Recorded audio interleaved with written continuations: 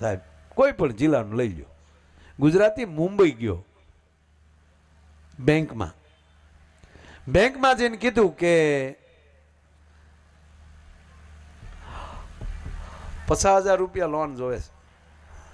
કેટલા? બહાર જોયું ને તે મર્સિડીઝ લઈને આવેલો, બહાર એની મર્સિડીઝ પડેલી. એટલે ઓલા બેંક વાળાએ કીધું 50,000ની લોન જોઈએ. કે અહીંયા મુંબઈમાં તમારું કાંઈ મકાન કાંઈ મિલકત ખરી મોર્ગેજ માટે? કે અહીંયા કાંઈ નથી, બધું આપણું ત્યાં ગુજરાતમાં આપણે ભગવાનની દયા છે, આ મર્સિડીઝ ગાડી આપણી છે. પણ તમે મોર્ગેજમાં શું આપશો? કે આ મર્સિડીઝ, આ મારા મર્સિડીઝના પેપર, આ મારી મર્સિડીઝની ચાવી, આ મારું આઈડી પ્રૂફ, આ મારું લાયસન્સ.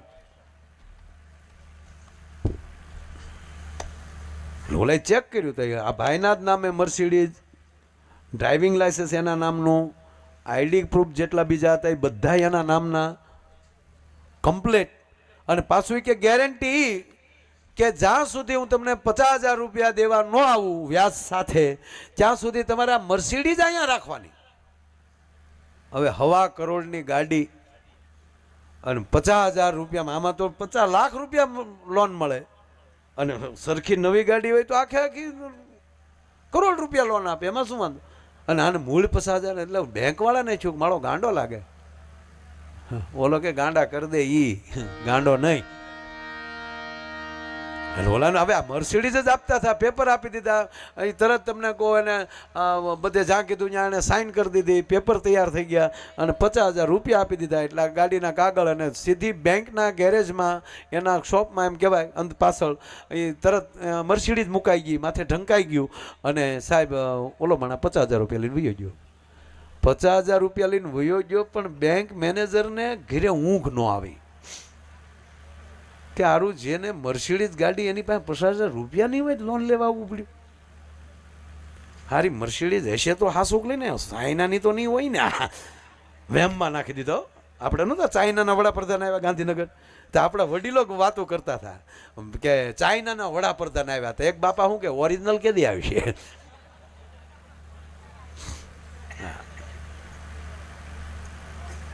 ઓલો રાતે પાછો બેંકમાં આવ્યો, પાછા પેપર જોયા, મારું પેપરે બરાબર, અને પાછું એણે ઓલામાં નેટમાં નાખ્યું ક્યાં શોરૂમમાંથી નીકળી ગાડી એ આપ્યું. એ તો મર્સિડીઝનું તો બધું કમ્પ્લીટ હોય.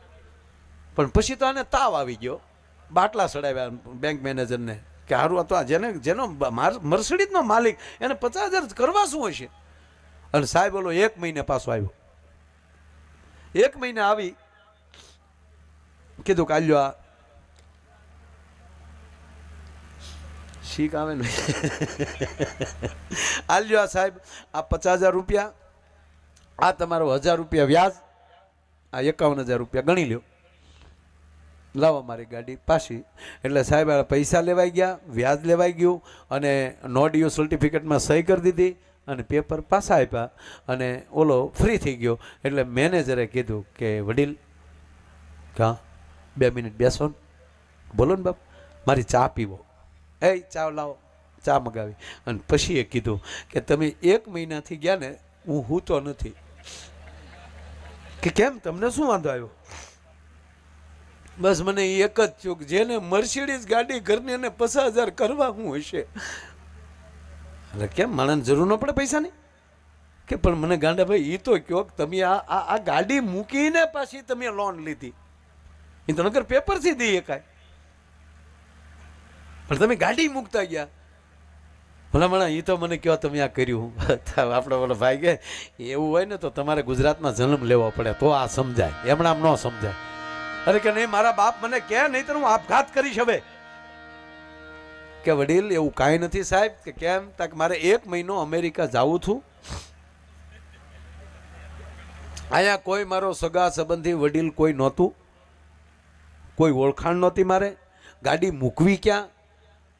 અહીંયા એરપોર્ટના પાર્કિંગમાં મૂકું તો પર ડેના 700 રૂપિયા ચાર્જ લાગતો હતો પર ડેનો. એટલે 21,000 રૂપિયા તો ખાલી કે ન્યા થતા હતા, 21,000. અને એ પછી નો ગેરંટી, ગાડીની કોઈ સલામતી નહીં, જવાબદારી નહીં. અને 21,000 ભાડું દેતાય આપણું ધ્યાન અમેરિકાથી આપણી ગાડી કોઈ રહે એની કરતાં મૂળ તમે 1,000 રૂપિયામાં